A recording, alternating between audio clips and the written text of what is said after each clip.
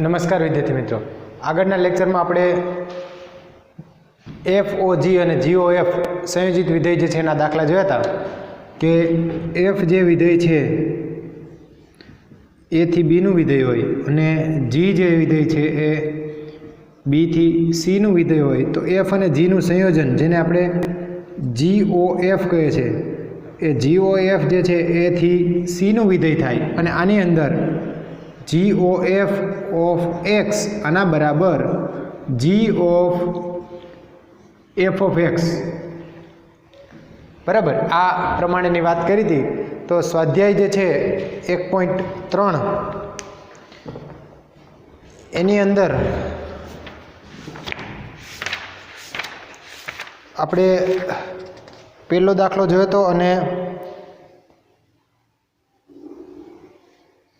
ત્રીજો દાખલો જોયો હતો. વચ્ચે એક બીજો દાખલો જે છે બાકી હતો અને આપણો જે કોર્સ છે એની અંદર 4 થી લઈ અને 12 સુધીના દાખલા નથી અને 14મો દાખલો નથી, એટલે માત્ર સ્વાધ્યાય 1.3 જે છે એમાંથી સ્વાધ્યાય 1.3 એમાંથી જે કોર્સમાં દાખલા છે એ દાખલા નંબર 1, 2, 3 અને 13 આ 4 દાખલા છે. કારણ કે આ જે સ્વાધ્યાય છે એ આખું સંયોજિત વિધેય અને વ્યસ્ત સંપન્ન વિધેય ઉપર આધારિત છે, પણ વ્યસ્ત સંપન્ન વિધેય જે છે એનો મુદ્દો આ વખતમાં કોર્સમાંથી બાકાત કર્યો છે, એટલે બાકીના દાખલા જે છે એમાંથી પૂછાવાના નથી. તો પહેલાં આપણે સ્વાધ્યાય જે છે એનો બીજો દાખલો બાકી છે જોઈએ. આપણે પહેલો અને ત્રીજો જોઈ લીધો છે. બીજો દાખલો જે છે કે ધારો કે વિધેયો એફ, જી અને એચ આર થી આરના વિધેય છે. સ્વાધ્યાય 1.3 દાખલા નંબર 2 એફ, જી અને એચ ત્રણે ત્રણ વિધેય જે છે ક્યાંથી ક્યાંના છે? આર થી આરના વિધેય છે. તો સાબિત કરો કે બે વાત છે. સાબિત કરો કે f plus g o h આના બરાબર f o h plus g o h, અને બીજું છે f into g o h આના બરાબર f o h g o h. તો આ દાખલા જે છે મોટે ભાગે પૂછાતા નથી, એટલે મોટે ભાગે આ પ્રકારનો દાખલો જે છે પૂછાય નહીં, પણ માત્ર સમજવા માટે આપણે જોઈએ સાબિતી આપ્યાની કે પહેલી વાત જે છે પહેલાં અહીંયા એફ પ્લસ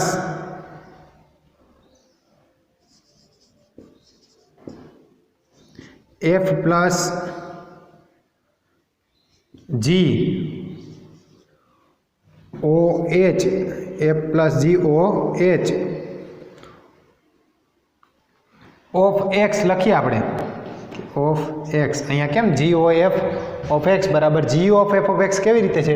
તો એવી જ રીતે અહીંયા શું થાય તો કે અહીંયા આના બરાબર f plus g o h of x બરાબર f plus g of h of x આવું લખી શકાય. F plus g of h of x. હવે આ એચ ઓફ એક્સ જે છે એ તો બંનેને લાગશે, એટલે આના બરાબર એવું થાય કે F of h of x plus પહેલાં આના માટે ને પછી આને પણ લાગશે એટલે પ્લસ આ તો વિધેયના ગુણધર્મ પરથી છે, વિધેયની બેઝિક ક્રિયાઓ પરથી છે, g of h of x.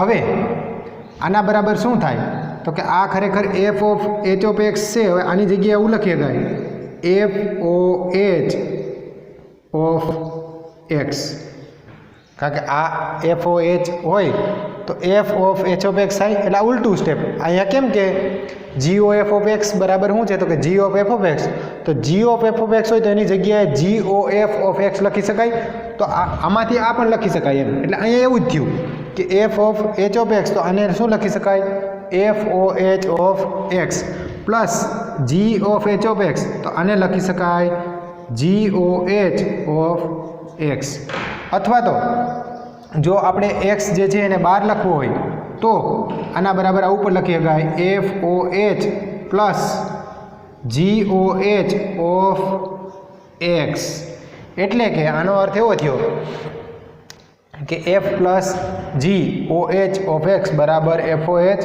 Plus g o h of x, एटले के आ एक्स जे छे न लखीए जो तो शुं थाय तो कि f plus g o h आना बराबर f o h plus g o h, तो आ जे छे साबित थाय छे। अने बीजी वात जे छे कि f into g o h बराबर f o h into g o h, तो ए पण आपणे साबित करीए कि f into g o h of x आना बराबर शुं थाय कि आना बराबर f into g o h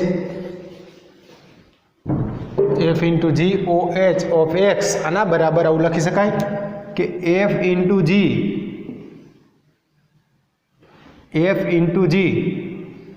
of h of x लखी शकाय f into g of h of x, तो एटले के आ बंने ने लागशे गुणाकार छे एटले के f of h of x into g of h of x, अने जो आने फरीथी आपणे लखीए कि f of h of x एटले शुं तो कि f o h of x into g of h of x एटले शुं तो कि g o h of x, अथवा तो एक्स ने जो बार लखो होय तो आने आम पण लखी शकाय f o h into g o h of x कोना बराबर f into g o h of x बराबर, अने जो एक्स जे छे ने आपणे न लखीए आ एक्स तो शुं थाय तो कि तो एफ जी ओ एच आना बराबर f o h into g o h f o h into g o h आ जे छे साबित करवानुं छे। तो आ लॉजिकल स्टेप है, मोटे भागे परीक्षा में आવું पूछाय नहीं, साबित करो कि ए प्लस जी ओ एच बराबर f o h plus g o H एवं पूछाय नहीं, पर लॉजिकल स्टेप जे छे समझवाना छे। दाखलो छे एटले आपणे लई लीधो छे।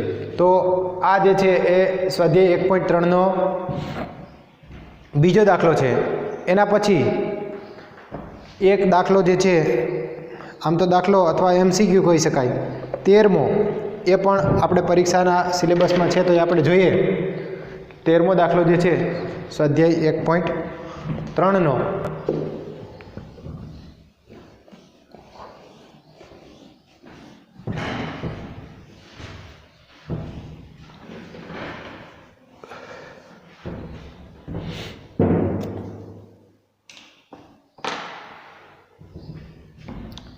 दाखला नंबर 13 कि जो विधेय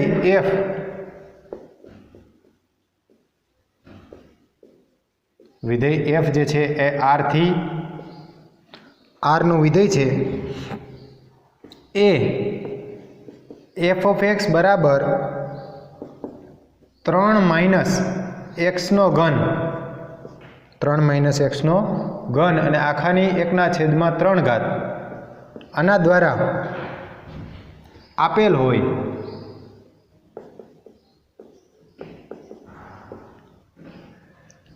तो f o f of x बराबर ખાલી જગ્યા છે, અલગ અલગ ઓપ્શન આપેલા છે. એમાં પહેલો ઓપ્શન એ છે એક્સની 1/3 પાવર, બીજો ઓપ્શન બી છે એક્સનો ઘન, ત્રીજો ઓપ્શન સી છે એક્સ, અને ચોથો ઓપ્શન ડી છે 3 - એક્સનો વર્ગ, 3 - એક્સનો વર્ગ. તો અહીંયા આપણને FOF ઓફ એક્સ મેળવવાનું છે. જેવી રીતે આપણે યાદ કરીએ, જો FOG અથવા GOF આપણને ખ્યાલ છે કે GOF ઓફ એક્સ એટલે શું? તો કે G of F of x. આપણે આ આગળ મેળવી ગયા GOF મેળવવું હોય તો FXની કિંમત મૂકીને એની ઉપર વિધેય G એપ્લાય કરીએ, અથવા તો FOG હોય કે FOG ઓફ એક્સ એટલે શું? તો કે F of G of x. અહીંયા આપણે G ઓફ એક્સની કિંમત મૂકીને પછી એની ઉપર F એપ્લાય કરીએ. આવી જ રીતે આ FOG ને GOF છે, જે GOF ને FOG, એવી જ રીતે FOF એટલે શું થાય? તો કે FOF ઓફ એક્સ આના બરાબર થાય F ઓફ એક્સ. આ FOF.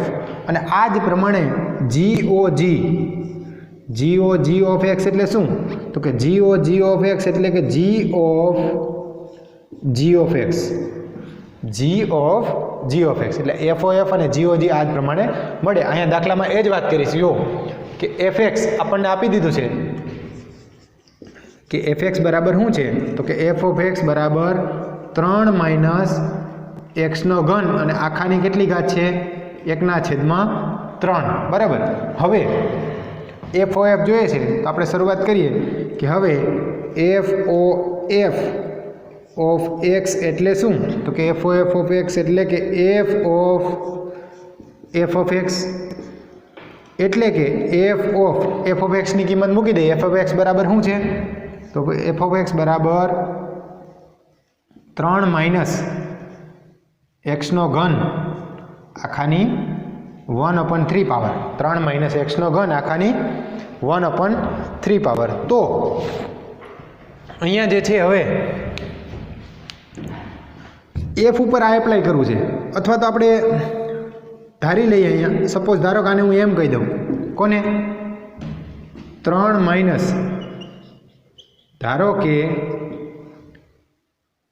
3 - એક્સનો ઘન આખાની 1/3 બરાબર એમ. જો સરળતા ખાતર હું આને એમ લઈ લઉં તો આ શું થાય?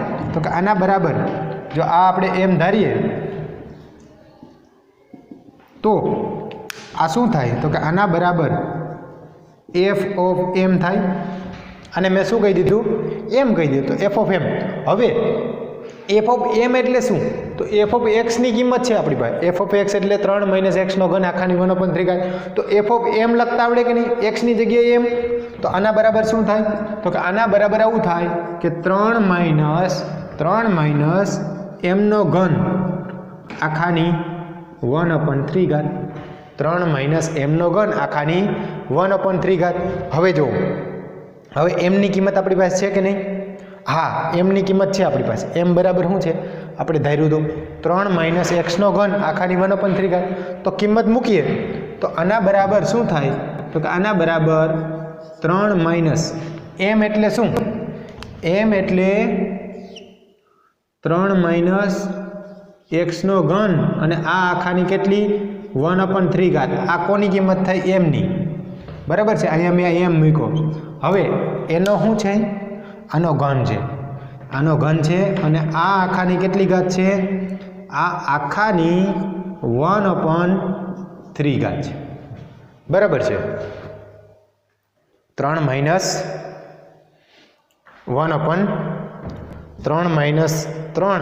- એક્સનો ઘન આખાની 1/3 ઘાત. આ એટલાનો ઘન 3 ઘાત અને આની 1/3 ઘાત. હવે બરાબર સાદુરૂપ આપીએ. જુઓ તો આના બરાબર શું થાય?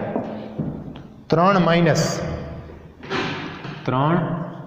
માઇનસ અહીંયા આ ઘાત છે ને, આ ઘાતની ઘાત થઈ. 3 - એક્સનો ઘન એની કેટલી ઘાત છે? 1/3 ઘાત અને એની 3 ઘાત. તો આ ઘાતની ઘાત છે એનો ગુણાકાર થાય કે નહીં? તો ઘાતની ઘાતનો જો ગુણાકાર થાય તો આ પ્રમાણે થાય કે 3 માઇનસ અહીંયા 3 માઇનસ એક્સનો ઘન આખાની આ 1/3 એને ગુણ્યા 3 ઘાત, ઘાતની ઘાત એટલે આ બેનો ગુણાકાર, તો 3 3 ઉડી જાય, આની કેટલી ઘાત થઈ જાય 1, એટલે એ ઘાત છે એ નીકળી જશે. આ બંને મળીને શું થઈ જશે 1, બરાબર. ઘાતની ઘાત એટલે ઘાતનો ગુણાકાર. અને આખાની કેટલી છે? આખાની 1/3 ઘાત તો છે જ. તો માટે f(f) ઓફ x બરાબર 3, આ માઇનસને અંદર ગુણ નાખું તો -3 માઇનસ માઇનસ પ્લસ એક્સનો ઘન અને આખાની 1/3 ઘાત. તો આ -3 અને +3 ઉડી જાય, તો શું વધશે? તો કે માટે f(f) ઓફ x આના બરાબર આ એક્સનો ઘન અને એની કેટલી ઘાત 1/3 ઘાત. તો ફરીથી શું થાય?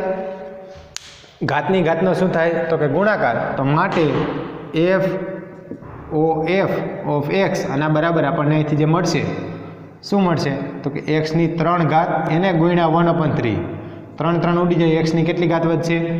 1 ઘાત. તો માટે f(f) ઓફ x બરાબર એક્સની 1 ઘાત એટલે કે x. તો આ જવાબ મળ્યો આપણને. ક્યાંય કીધું તો f(f) ઓફ x બરાબર ખાલી જગ્યા અને ઓપ્શન હતા એક્સની 1/3, એક્સનો ઘન x અને 3 - x². તો એમાંથી સાચો જવાબ જે છે કયો આવશે? સી, કે x.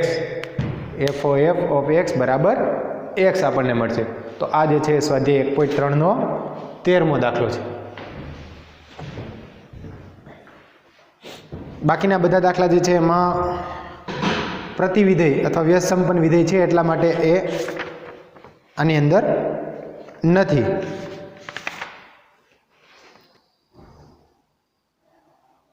એના પછી આપણે એક ઉદાહરણ જે છે એ જોવાનું છે. ઉદાહરણ નંબર 26. ઉદાહરણ 26.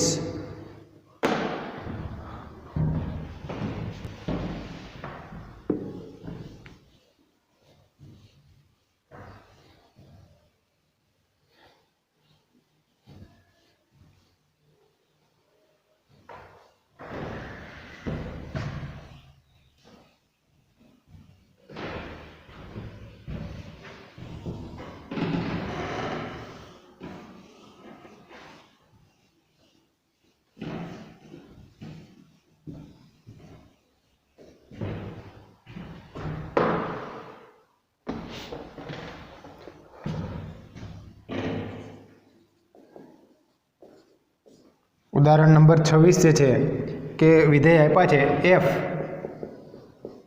n થી n, બીજું વિધેય g જે છે એ પણ n થી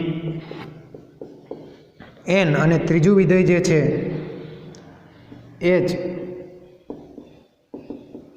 n થી r એનો વિધેય છે. અને આપેલું છે f ઓફ x પેલું વિધેય જે છે એના માટે એના બરાબર 2x, બીજું વિધેય g જે છે કે g ઓફ y બરાબર 3y + 4, અને ત્રીજું વિધેય જે આપ્યું છે h ઓફ z આના બરાબર sin z, અને પ્રત્યેક x, y અને z બિલોંગ્સ ટુ n આના દ્વારા વ્યાખ્યાયિત છે. તો સાબિત કરો કે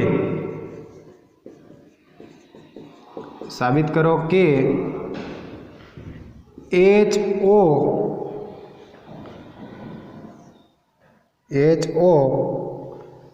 GOF આના બરાબર HOG OF. તો જો અહીંયા જે સાબિત કરવાનું છે આપણે, f, g અને h ત્રણ વિધેય આપ્યા છે. f જે છે એ x ના ફોર્મમાં છે કે f ઓફ x બરાબર 2x, g જે છે y ના ફોર્મમાં છે કે g ઓફ y બરાબર 3y + 4, અને h જે છે z ના ફોર્મમાં છે કે sin hz બરાબર sin z.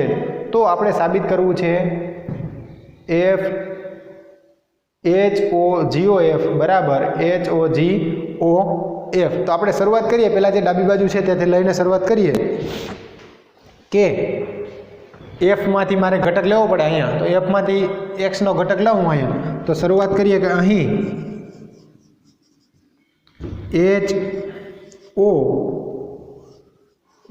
HOGOF of x આના બરાબર શું થાય? તો કે આના બરાબર H ઓફ, અથવા તો ડાયરેક્ટ લખો કે H ઓફ ન લખીએ કે H ઓફ આ વચ્ચે ઓ છે એટલે H of GOF of x. અને ખરેખર GOF ઓફ એક્સ એટલે શું? તો કે H of G of f of x થાય કે નહીં? બરાબર સમજજો. જો HO GOF ઓફ એક્સ, અહીંથી મેં બે ભાગ પાડ્યા કે HO, તો H ઓફ આ આવશે, H ઓફ શું આવશે? તો કે GOF ઓફ એક્સ. હવે આ GOF ઓફ એક્સ એટલે શું? તો કે H of GOF of x એટલે G of f of x. તો હવે અહીંથી આપણે કિંમત મૂકીએ તો આના બરાબર H of G of f of x બરાબર શું છે? અહીંયા એફ ઓફ એક્સ બરાબર છે 2x. એટલે અહીંયા હું એફ ઓફ એક્સની કિંમત મૂકું કે 2x બરાબર. હવે H of G of 2x આની ઉપર G વિધેય એપ્લાય કરો. G ઓફ x બરાબર શું છે? સોરી, G ઓફ y બરાબર શું છે? રફમાં આપણે લખીએ જો, તો G ઓફ y બરાબર 3y વત્તા 4 છે. એટલે કે અહીં y છે તો એને 3 વડે ગુણેલા છે અને વત્તા 4 ઉમેરેલા છે. તો અહીંયા આપણે G ઓફ y નથી જોતું, પણ શું જોઈએ છે? G of 2x. તો G ઓફ 2x શું થાય? તો કે G ઓફ 2x એટલે આ y ની જગ્યાએ 2x મૂકી દો અહીં. તો આવું થાય કે 3 ગુણ્યા 2x, y ની જગ્યાએ 2x વત્તા 4. એટલે કે આના બરાબર આવું થાય કે H ઓફ 3 ગુણ્યા y ની બદલે શું આવશે? 2x વત્તા 4. બરાબર છે. સાદું રૂપ આપી દઈએ ને તો આના બરાબર H ઓફ 3 2 6 6x વત્તા 4. હવે જો આ અહીંયા H G અને F ત્રણેય વિધેય હતા, અહીંયા માત્ર H અને G હતા. હવે અહીંયા માત્ર H વધ્યું છે. H G F માંથી પહેલાં F બાદ થયું, પછી G બાદ થયું અને હવે H વધ્યું છે. તો હવે અહીંયા આપણે H પ્રમાણે વ્યાખ્યાયિત કરીએ કે વિધેય માટે H ઓફ Z બરાબર શું છે? તો કે H ઓફ Z બરાબર sin Z. આનો અર્થ એવો થયો કે અહીંયા જે છે એ સાઇનમાં આ કિંમત છે કે H ઓફ x હોય તો sin x, H of y હોય તો sin y, H of z હોય તો sin z. તો અહીંયા જે કાંઈ છે એટલે કે આપણે જોઈએ છે શું? તો કે H ઓફ 6x વત્તા 4. તો H ઓફ 6x વત્તા 4 એટલે શું થાય? તો કે sin 6x વત્તા 4 થાય, sin 6x વત્તા 4. તો આના બરાબર ફાઇનલ જે જવાબ મળશે આપણને sin 6x વત્તા 4 કોના બરાબર? HOGOF ઓફ x બરાબર. આ એક આપણને કિંમત મળી છે, ડાબી બાજુ છે. બરાબર. હવે આપણે આ મેળવીએ કે HOGOF. તો એની વાત કરીએ HOG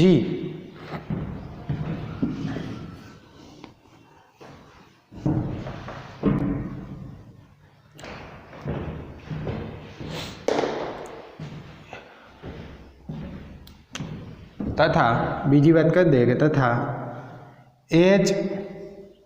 HOGOF ઓફ x આના બરાબર શું થાય? તો કે HOG ઓફ x આના બરાબર HOG ઓફ fx થાય. અહીંથી બે અલગ પાડી દઈએ કે આ વચ્ચે એવો છે HOG OF ઓફ x એટલે HOG of f of x. બરાબર છે. તો આના બરાબર કિંમત મૂકી આપણે કે f ઓફ x ની કિંમત શું છે? તો કે f ઓફ x બરાબર 2x એફ ઓફ એક્સ, અથવા તો એકવાર કિંમત મૂકી દઈએ HO g ઓફ 2x. હવે ફરીથી અહીં HOG છે ને, આને સંયોજિત વિધેય તરીકે લઈને બંનેને અલગ પાડીએ તો આના બરાબર આવું થાય કે h of g of 2x થાય કે નહીં, h of g of 2x. હવે h of g of 2x g ઉપર એપ્લાય કરીએ અને 2x એમાં વિધેય જે છે એની કિંમત મૂકીએ તો શું થાય, તો કે અહીંયા આના બરાબર h ઓફ, હવે g ઓફ 2x એટલે શું, તો કે g ઓફ y એટલે 3y વત્તા 4. તો આ શું થાય, તો કે 3y ની બદલે શું છે અહીંયા 2x વત્તા 4, અને આને જો સાદુરૂપ આપીએ તો આના બરાબર h ઓફ 3 2 6x વત્તા 4, અને h ઓફ z એટલે શું છે, તો કે h ઓફ z બરાબર છે અહીંયા sin z. તો માટે આના બરાબર શું મળશે આપણને, sin z નહીં પણ અહીંયા જે કંઈ છે એટલે કે 6x વત્તા 4. તો આ કિંમત કોની થાય, h o g o f of x, બરાબર છે. અને આને જો ક્રમ આપવા હોય તો આને આપણે ક્રમ નંબર 1 આપી દઈએ અને આને ક્રમ નંબર 2 આપી દઈએ. તો આવું કહી શકાય કે 1 અને 2 પરથી 1 અને 2 પરથી જો 1 અને 2 બંનેની કિંમત કેવી મળે છે, સરખી મળે, sin 6x વત્તા 4, એટલે કે HO GOF આના બરાબર HOG ઓફ F. કે આ બંને કેવા થાય, તો કે સમાન થાય. તો આ છે ઉદાહરણ નંબર 26. તો આજના લેક્ચરમાં આપણે જે વાત કરી સંયોજિત વિધેયના દાખલાઓની, તો આ સ્વાધ્યાય જે છે એમાંથી માત્ર સંયોજિત વિધેયને લગતા દાખલા જે છે એ કોર્સમાં છે. બાકી તો પેલું જે છે પ્રતિવિધેય અથવા તો વ્યસ્ત સંપન્ન વિધેય એને કાઢી નાખ્યું છે, એટલે એના દાખલા પૂછાવાના નથી. અને તમને આપણે મોકલેલી છે PDF, એમાં પણ લખેલું છે ચોખ્ખું કે સ્વાધ્યાય 1.3ના 4 થી લઈ અને 12 સુધીના દાખલા નથી અને 14મો દાખલો જે છે નથી. તો અહીંયા આ જે ભાગ હતો કે વ્યસ્ત સંપન્ન વિધેય FOG અને GOF સંયોજિત વિધેય એની વાત અહીંયા પૂરી થાય છે. હવે આગળની જે આ ચેપ્ટરમાં વાત બાકી છે એ દ્વિક્રિયાને લગતો એક ભાગ બાકી છે.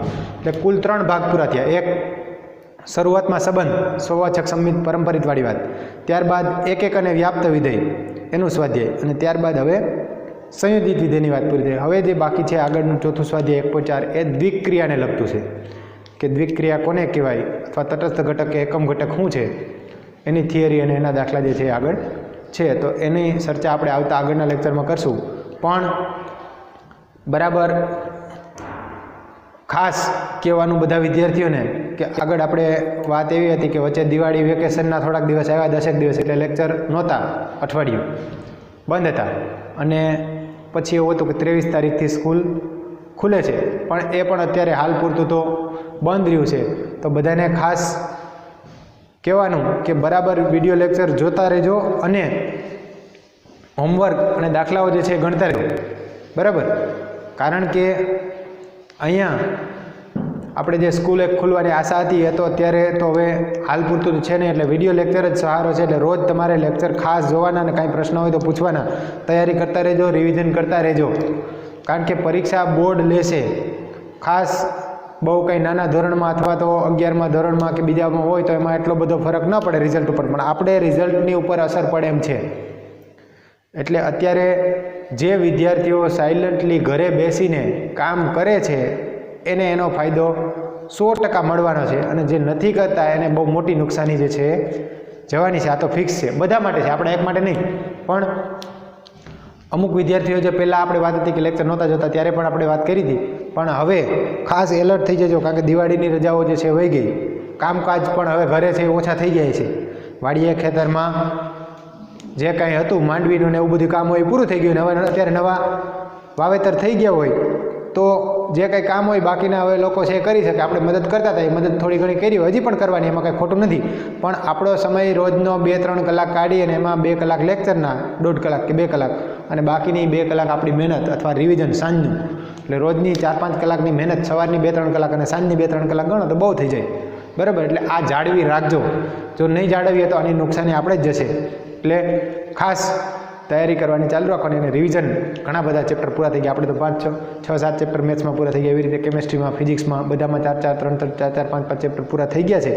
તો એની તૈયારી જે છે તમે રિવિઝન જે છે એ કરતા રહેજો અને લેક્ચર રેગ્યુલર ભરતા રહેજો. તો આપણે આજે અહીંયા સુધી રાખશું. આવતા આગળના લેક્ચરની અંદર દ્વિક્રિયાની વાત જે છે કરીશું. ધન્યવાદ.